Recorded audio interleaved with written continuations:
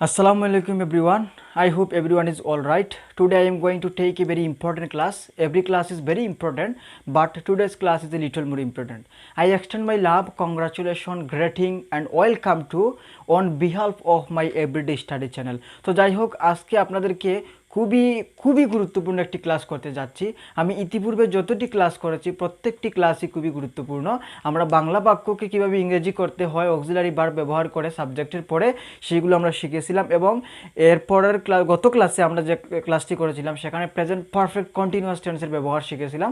সাবজেক্টের পর have been has been হবে এবং ভার্বের শেষে আইএনজি যুক্ত হবে এবং সেই ক্লাসে আমি আশ্বস্ত করেছিলাম যে পরবর্তী ক্লাসে আমরা শিখব কিভাবে হ্যাভ বিন হ্যাজ বিন পিপি হয় অর্থাৎ পাস্ট পার্টিসিপল ফর্ম হয় এই প্রেজেন্ট পারফেক্ট কন্টিনিউয়াস টেন্সের পেসিভ ভয়েস কীভাবে রূপান্তর করতে হয়। তো আমরা কিভাবে বুঝবো যে বাংলা বাক্য পড়ে যে এই জায়গায় পেসিভ ভয়েস হবে প্রেজেন্ট পারফেক্ট কন্টিনিউয়াস টেন্সের কোনো কিছু করা হয়েছে বোঝাতে।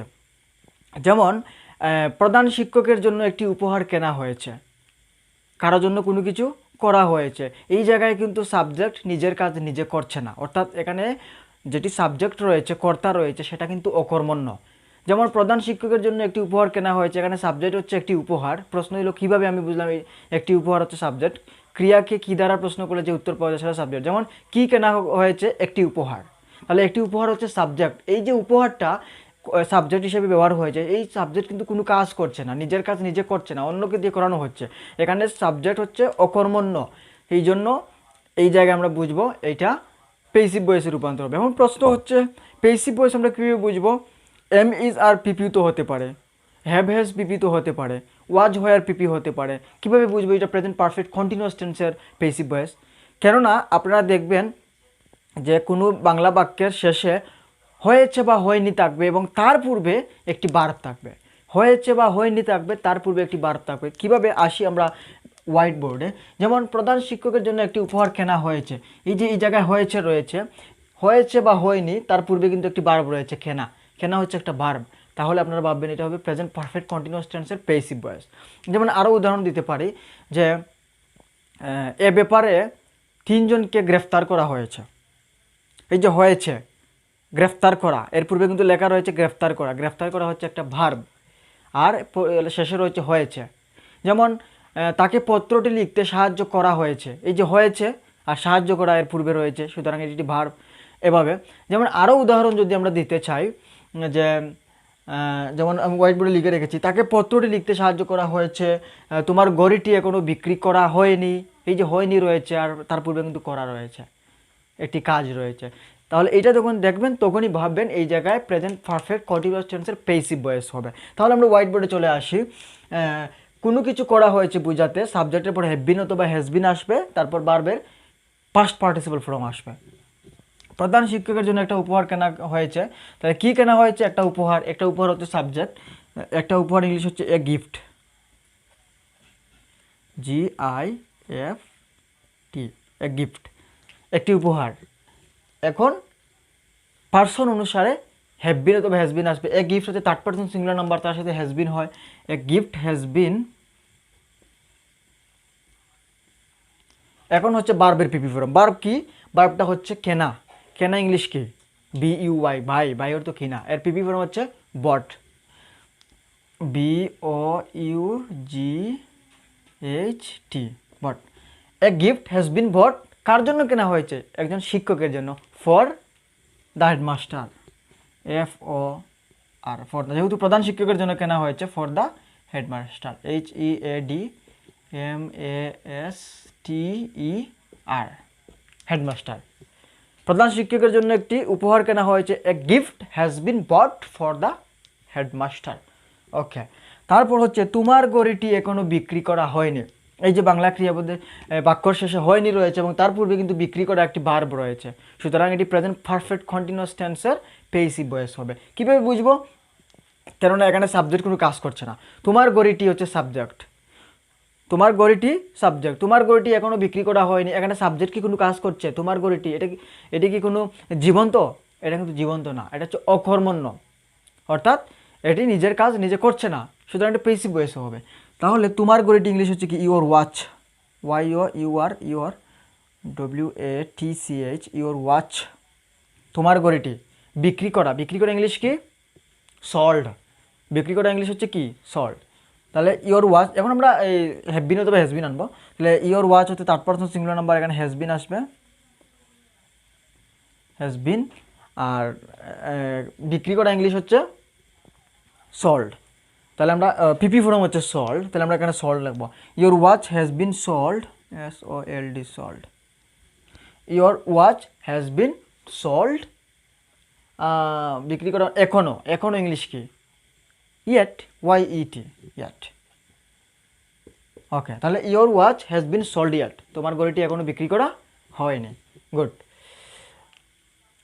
যেহেতু এখানে না বলছে যে বিক্রি করা হয়নি, তাহলে আমরা এখানে নট বসাতে হবে অবশ্যই, যেহেতু নেগেটিভ বলছে, তাহলে আমরা হ্যাজ নট বিন হবে, হ্যাজ নট বিন। প্রশ্ন হলো এই বাক্যগুলো আমরা নেগেটিভ কীভাবে করবো, যেহেতু এই মুহূর্তে করেছি, এই যে হ্যাভ বিন এবং হ্যাজ বিন রয়েছে, এর মধ্যখানে আমরা নট বসাবো। Has not bin, have not bin, not have been not, not has been not, have not been, has not বিন, মধ্যখানে নটটা বসিয়ে দিলে বাকিটা যেভাবে আছে এভাবেই এটা নেগেটিভ হয়ে যাবে। ওকে, তাহলে তোমার ঘড়িটি এখনো বিক্রি করা হয়নি, your watch has not bin sold yet, তোমার ঘড়িটি এখনো বিক্রি করা হয়নি। পরবর্তী আসি আমরা, তাকে পত্রটি লিখতে সাহায্য করা হয়েছে। এই যে বাংলা ক্রিয়াপদের শেষে হয়েছে রয়েছে এবং তার পূর্বে কিন্তু একটা ভার্ব রয়েছে, বিক্রি করা, সাহায্য করা। সাহায্য করা হচ্ছে হেল্প, হেল্পের পিপি ফর্ম হচ্ছে হেল্পড। তাহলে আমরা চলে আসি, তাকে পত্রটি লিখতে সাহায্য করা হয়েছে। সাহায্য করা, কাকে সাহায্য করা হয়েছে? তাকে। ক্রিয়াকে কি বা কাকে দ্বারা প্রশ্ন করে যে উত্তর পাওয়া যায় সেটা সাবজেক্ট। তাহলে তাকে ইংলিশ হচ্ছে কি? তাকে ইংলিশ হচ্ছে হি। যেহেতু সাবজেক্ট হিসেবে ব্যবহার হয়েছে, আমরা এখানে হি ব্যবহার করব, সাবজেক্ট হলে হি বসবে। ওকে, তাহলে হির সাথে হ্যাজ বিন হয়, হি হ্যাজ বিন, হি হ্যাজ বিন। এখন ভার্বের পিপি ফর্ম, সাহায্য করা ইংলিশ হচ্ছে হেল্প, হেল্পের পিপি ফর্ম হচ্ছে হেল্পড। তাহলে HELPED হেল্পড।